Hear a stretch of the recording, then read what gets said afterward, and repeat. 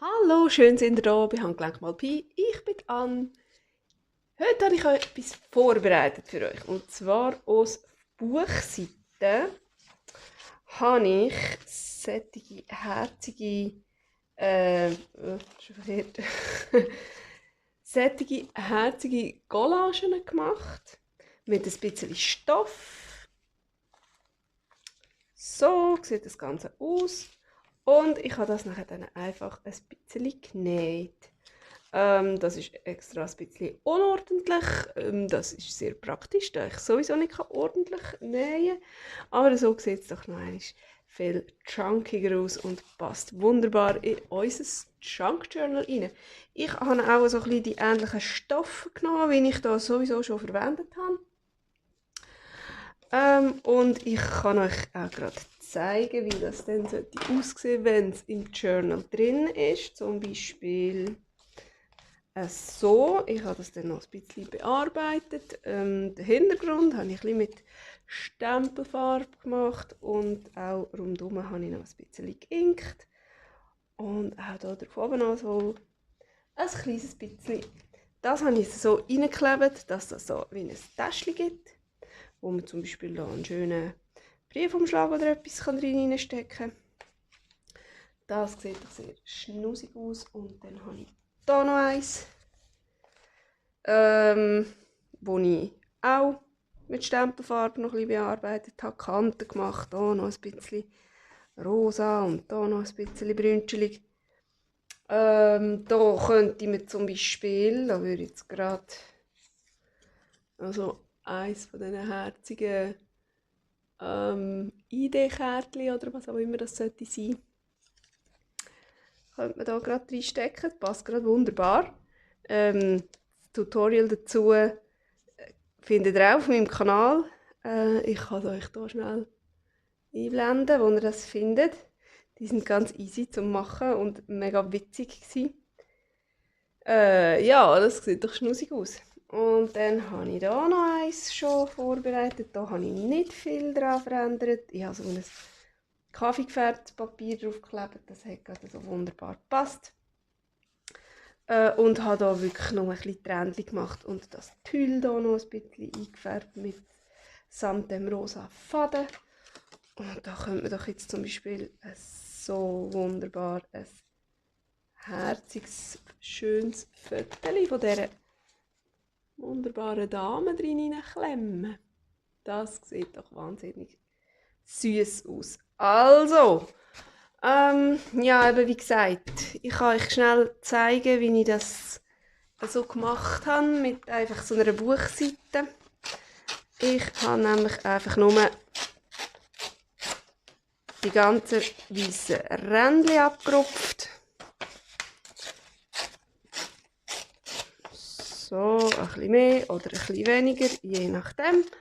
Und dann hätten wir hier schon die ganze Grundlage. Das ist wirklich keine Hexerei.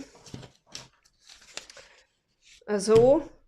Und was ich aus diesen Rändchen noch gemacht habe, kann ich euch auch noch schnell zeigen. Und zwar hat das dann so einen Snippet Roll gegeben. Oder wie man dem sagen, das ist einfach so zusammengefältelt, oder? Seht ihr das? Also das heisst, ich habe das direkt so in die Nähmaschine gehabt und habe das noch immer so aufgefältelt, so gerafft. Zack, zack, zack und drüber genäht mit einem Zickzack.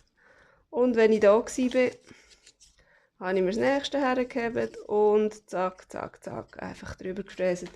Bis ich am Schluss alle aufgebraucht habe und so eine wunderbare, lange, ja, so ein Ruffle, oder wie sagt man denn? Dingsbums, Rüscheli-Zeug hatte. Und die kann ich mir jetzt einfach dann zurechtschneiden, wenn ich mal so ein Stückchen brauche. Das können wir vielleicht auch noch ein bisschen als Deko hermachen. Wir werden es sehen. Finde ich auf jeden Fall super. Und hat mega Spass gemacht zum Machen. Und jetzt würde ich sagen, da ich euch eben nicht mitnehme für zum Nähen und ich da schon ein paar vorbereitet habe, könnten wir doch einfach mal noch eins oder zwei machen, wo ich leime, zum schauen, was denn der Unterschied wäre. wie das dann aussieht. Ob das auch so cool rauskommt. Ich weiß es nicht, ich habe es nicht ausprobiert. Wir probieren es jetzt. So. Ich habe hier ein paar Stöffli, einfach noch so ein paar so Stoffrestchen, ja, von den gleichen Stöfflis, wie ich dort schon benutzt habe. Vom Cover. Und dann tun wir doch da noch, oh ja, schau mal. Schau mal, ich glaube, das wird herzig. So. Ich nehme für das den Tacky Glue. Genau, und so einfärben mit der Stempelfarbe, das mache ich glaube erst wirklich auch am Schluss. Könnte man natürlich jetzt auch schon da noch ein bisschen Kanten, aber jetzt machen wir das einfach so, wie es gerade kommt. Gar nicht lang studieren, sondern einfach machen. Einfach drauf. So.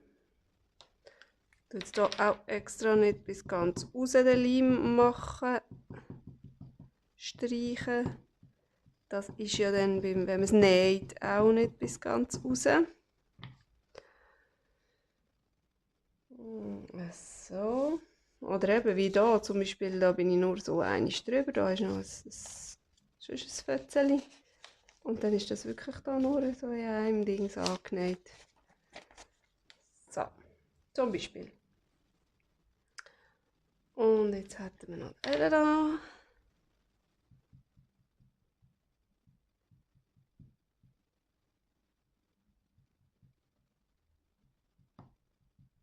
Also.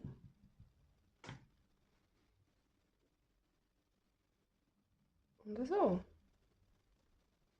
Ja. So, das wär's schon. Das ist doch extrem herzig, oder? Es kann natürlich auch einfach nur eine Collage sein. So, was haben wir jetzt da noch? Jetzt haben wir noch das da.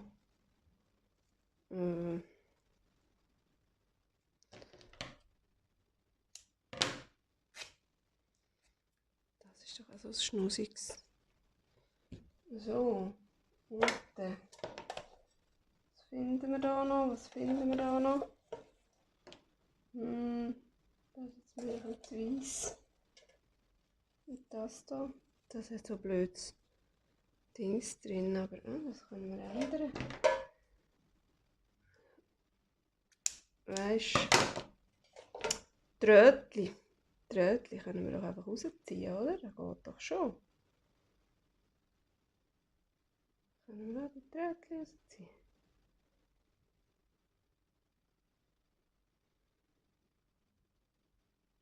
Haha! Schau hier, wie gut das geht. Nur ein bisschen knübeln. So, voilà. Das ist doch schon viel besser. So, weißt du was? Oh, weißt du was? Das wäre doch jetzt hübsch, wenn wir das so her tun. Nur unten ankleben und dann könnte man da etwas reinstopfen. Also reinstecken. Und dann würde es gerade noch so ein bisschen durchschimmern. Jetzt tue ich hier oben noch ein bisschen ausfranseln. Ein bisschen. So wie hier hinten. So, oh ja. Aber braucht es noch irgendwas? Das Stöckchen, das noch ein bisschen mehr leuchtet, habe ich gedacht. Oder das noch ein bisschen mehr, nicht gerade leuchtet, aber wie soll ich sagen? Ich kann es nicht sagen. Ein bisschen Kontrast gibt. So.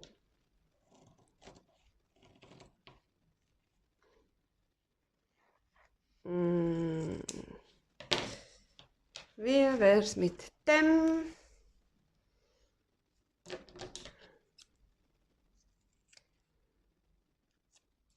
Da.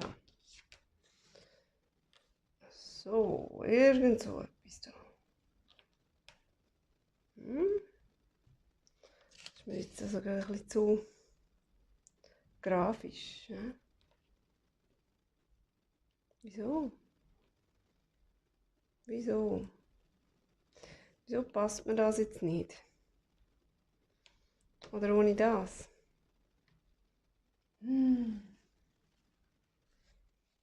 Keine Ahnung.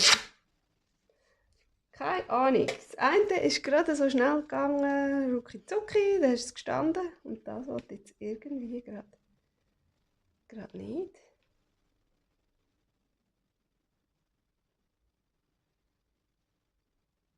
So. Ach, Herrgott. Muss das jetzt sein? Das hat mir jetzt gefallen, wenn das jetzt so... Oder? Wir tun die alle so rein. Dann haben wir... Ah ja, schau mal. Dann haben wir drei so kleine Täschchen. Oder? Aber so. Oder das nicht. Aber die zwei. Die zwei, ja komm. Das muss aber noch ein bisschen schmäler werden.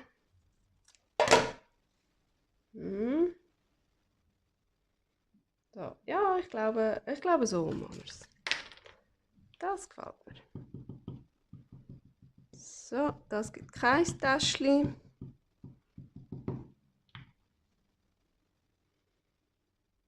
Das kommt einfach da. So, das. Hoffentlich funktioniert jetzt das.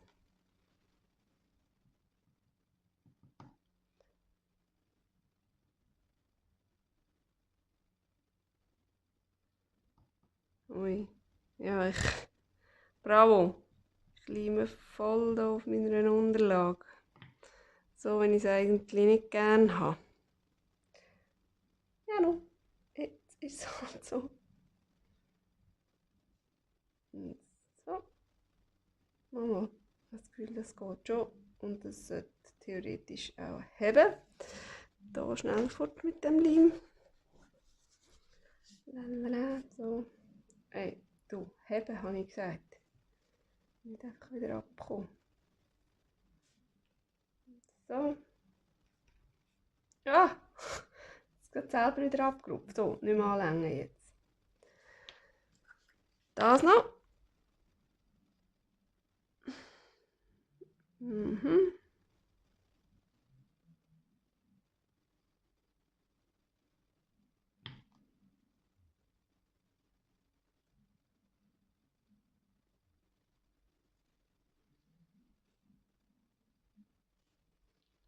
So, soll ich das noch anleimen, damit das nicht da so absteht und nachher die Gefahr läuft, dass man es abreißt. Vielleicht das Eckeli hier oben. Da. So.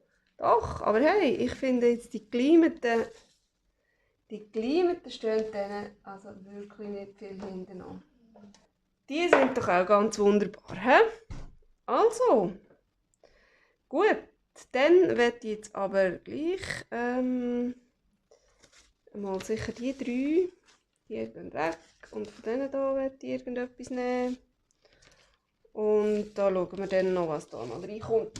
Tun wir hier mal ein bisschen, ja, inken, würde ich sagen. Inken mit was? Ich habe da mal Vintage Foto parat gemacht. Das ist doch eine Farbe, die immer geht, habe ich das Gefühl.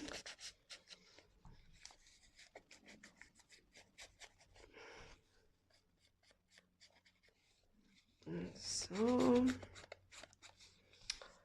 Und dann könnte man jetzt bei dem auch irgendetwas nehmen, etwas Grüncheliges, das da drin ist. Man könnte sogar etwas Blaues nehmen, weil es hier auch noch blaue Blümchen drin hat.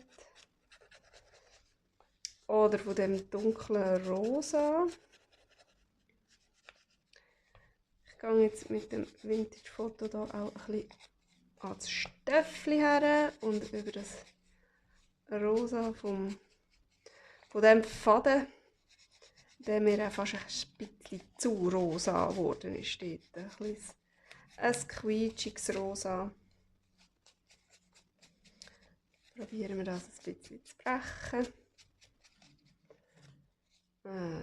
So, oh, schau jetzt, da ist jetzt genau etwas passiert. Weil ich da tatsächlich mit einem kleinen, ein paar Mal drüber bin und mit einem kleinen Stich genäht habe, geht mir das jetzt hier drauf. Tatsächlich hat es jetzt so geil, hat es das hier wirklich durchgeschnitten. Aber wir lieben das ja rein. Ich mache definitiv mit dem jetzt kein Täschchen. Ich liebe das einfach rein, so wie als Collage und nachher, jawohl, bleibt das so. Dann macht das nichts. Aber ich bin jetzt ein bisschen vorsichtiger. Ja, nicht, dass da noch mehr abgeht. Also, jetzt mache ich aber hier das Rändchen noch, da wo ich auch noch mit dem rosa Faden drüber bin.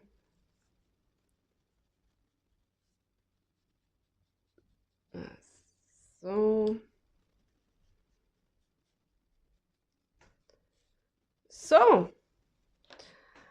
Aber jetzt eine zweite Farbe hat mir jetzt also schon noch gepasst. Zum Beispiel noch ein bisschen grün. Ich habe jetzt natürlich nicht das Grün. Aber so ein Hauch. Komm, so ein Hauch da von meinem dunkelgrün, das ich hier habe. Oder so ein moosiges Mal, das passt doch gut. He? Nicht allzu viel. Und auch nicht überall. So. Und das passt mir. So, sehr vorsichtig mit dem. Da habe ich zum Beispiel ein bisschen grössere Stiche genommen. Ja. Hier auch.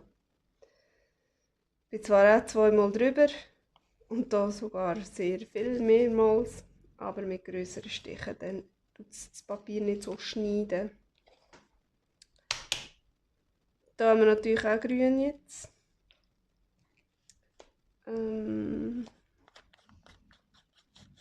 Ja, ich mache jetzt den Rand auch mal braun zuerst.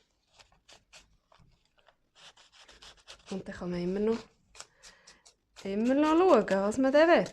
Noch. Rosa würde natürlich gehen.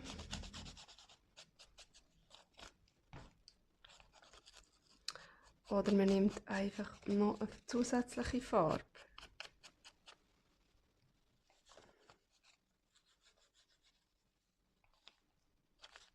Da tue ich auch das Rändchen vom Stoff ein bisschen.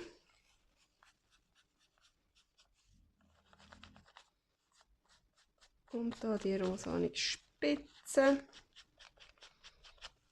Und da habe ich noch so ein Tüllstückchen. Und oben ist auch noch ein bisschen Tüll dran. Vielleicht lassen wir das auch einfach mal so, wie es ist. Und da könnte man also gerne etwas Dunkleres, so könnte man sogar, da könnte man doch sogar mit Schwarz drin. Machen wir doch einmal. Probieren wir doch mal, wie es mit Schwarz aussieht.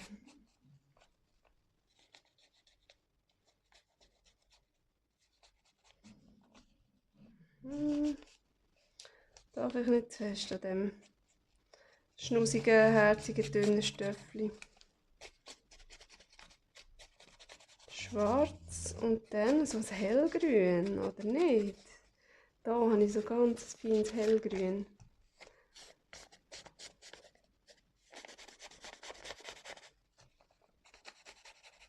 Das könnte man doch ausprobieren. Weil da hätte ich gar nicht zu fest jetzt mit Schwarz noch drin.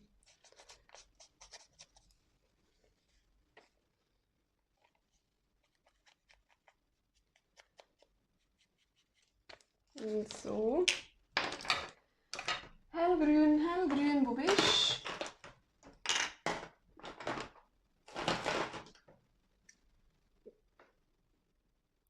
Da.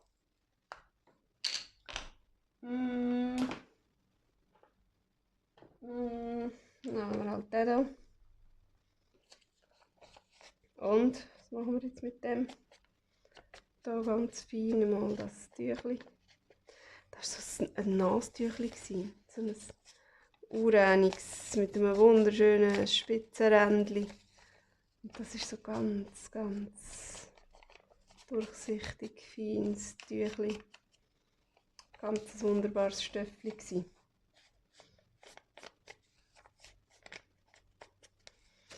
So, das ist jetzt natürlich wieder ein bisschen zu leuchtig für meine Vorstellung. Darum gehen wir auch gerade mit noch ein bisschen Gel drüber.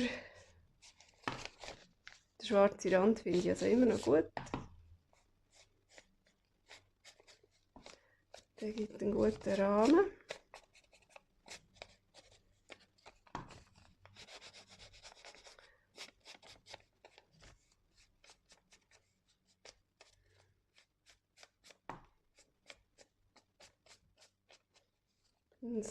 So, ja. Das gefällt mir. Oh ja, das ist sehr hübsch. So, und was machen wir da mit dem? Das hat auch das Grünchelige. Dann machen wir doch das hier auch. Grün. Ah, da.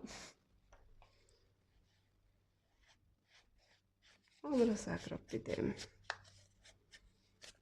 Grün und dann vielleicht aber nehmen wir nicht das Gelbe, sondern ich glaube, ich gehe hier noch mit dem das Schwarz. Ai, so mit dem Vintage Foto gehe ich glaube ich noch drüber halt. Das war der da gewesen.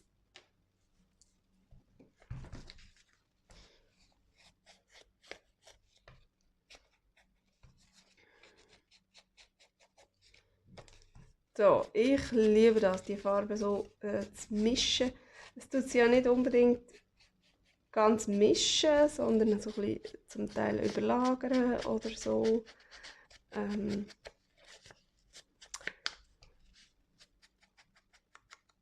Oder ja, es gibt so ein bisschen, es sind immer beide Farben immer noch im Spiel. Das gefällt mir recht gut.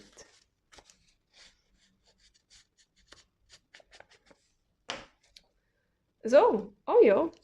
Ja, genau. Das vielleicht noch ein bisschen und das Rändchen von dem Stöffli da. Da noch.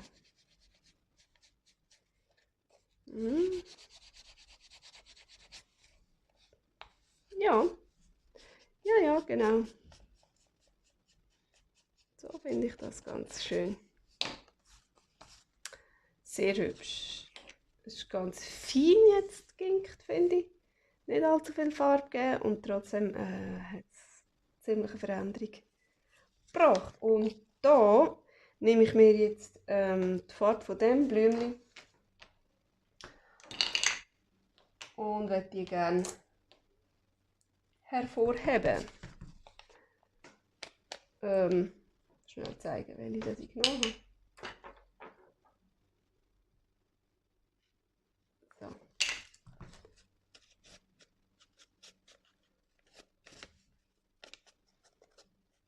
Nicht allzu viel. Nicht, dass das Blümchen dann wieder untergeht, aber einfach, um die Farbe noch einmal hervorheben.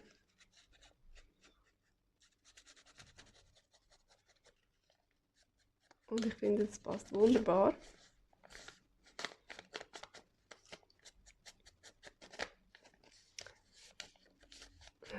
So. Dann haben wir da noch ein bisschen. Auf dem Stöffli darf es noch einmal kommen.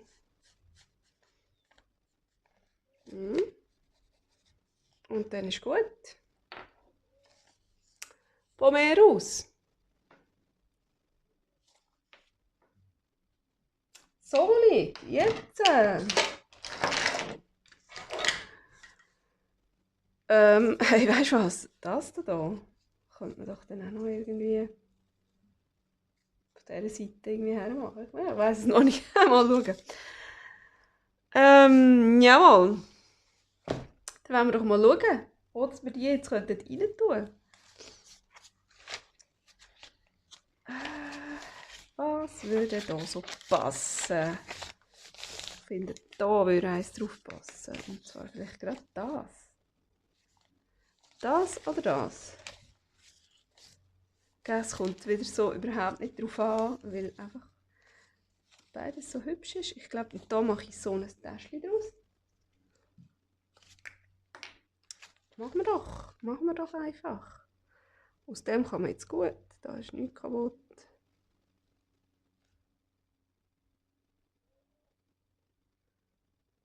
So. Die Fäden, die lasse ich einfach gerade so, wie sie sind. Die Hände kommen vielleicht noch ein bisschen von hinten führen und so und überhaupt. Die vielleicht zu lang sind, die könnt ihr dann schon ein bisschen abschneiden.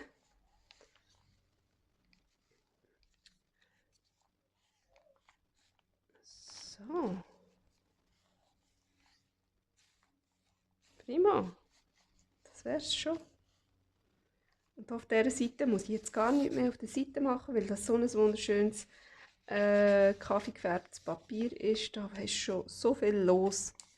Ich glaube, das braucht wirklich nicht mehr. Ein herrliches Täschchen haben wir. Und in der zweiten Signatur, wo würde da irgendetwas passen? Da haben wir auch gerade wieder das gleiche Papier. Gerade neben diesen Bergen. Oh ja. Oh ja, das gefällt mir jetzt gerade. Dann nehmen wir doch das. So.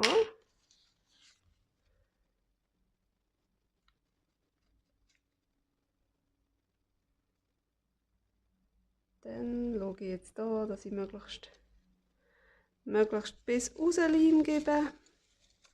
Oh, das ist so schlabrig. Das Papier so dünn ist und der Stoff ein bisschen dick.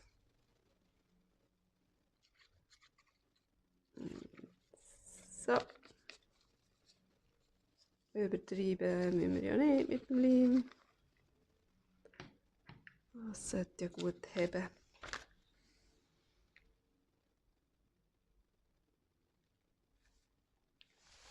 So, ich finde, das macht sich extrem gut neben dem. Mit dem rosa Rändchen und dem rosa Blümchen. Wunderbar. Ach, gefällt mir gut. Ein Täschchen, zwei Täschchen. Da könnte man irgendwas so. Ein Viertel. Und was haben wir noch? Haben wir noch eins? Gerade so auf die Schnelle. Da noch. Ah. So. Das passt jetzt nicht so. Das passt jetzt nicht so, denkt es mir. Oder das da? Nein. Oder das da und unten dann noch irgendetwas anderes. Irgendetwas, ich weiß doch auch nicht. Also komm, lassen wir das mal so. Oh, ist das herzig. So. Und was würde da noch passen? Das Grüne. Oh, guck mal. Das Grüne würde jetzt gerade mega gut zu dieser Libelle passen. Auf das Papier. Ah, ich weiß einfach nicht, ob man es sieht. Wahrscheinlich wirklich nicht so gut. Es ist so ein eierschalenfarbiges Papier, das ich dann mit Wasserfarbe, Aquarellfarbe eingefärbt habe, mit so einem grau-blauen Glitzerton irgendwie. So, und was gibt das? Gibt das noch ein Täschchen? Wenn wir noch ein Täschchen machen? Ich glaube, wir können schon. He? Ich glaube, wir können noch ein Täschchen machen daraus. Aus dem. So.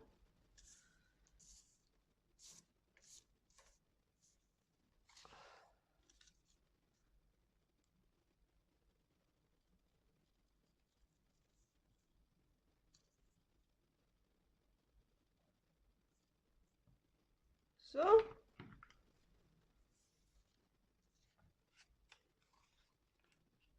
Voilà. Ach, ich finde, das passt so gut. Auf das Blau-Grau Glitzerzeug und zu dieser Libelle, die wir mit der gleichen Farbe geinkt haben. So, da ist ein bisschen viel da, macht das nicht. Da wollen wir dem noch schnell ein bisschen Leim geben, dass es ein bisschen in Form bleibt. Wenigstens ein bisschen da, so gegen oben. Oh, ich weiß doch auch nicht. So. Ah, wunderbar. Wunderbar, wunderbar. So sind die geworden. Und die, ja, die gehen dann sicher an einem anderen Ort mal noch schön rein. Das hat mir auch noch extrem gut gefallen. Das hätte ich eigentlich auch noch gerne drin gehabt. Aber, vor allem mit dem da. Ja, hey. Das sind doch wunderbare Täschchen geworden, die wir auch gemacht haben. Ich meine, man hätte es auch einfach so als Collage reinkleben können. Das wäre doch auch schön gewesen. Aber wenn man es jetzt sogar noch als Täschchen brauchen kann, dann ist doch das gerade prima. Und ich finde, die sind wahnsinnig herzig und sie passen halt wirklich einfach extrem gut zu unserem Journal, weil da die ganzen Stöffli überall auch noch vorkommen.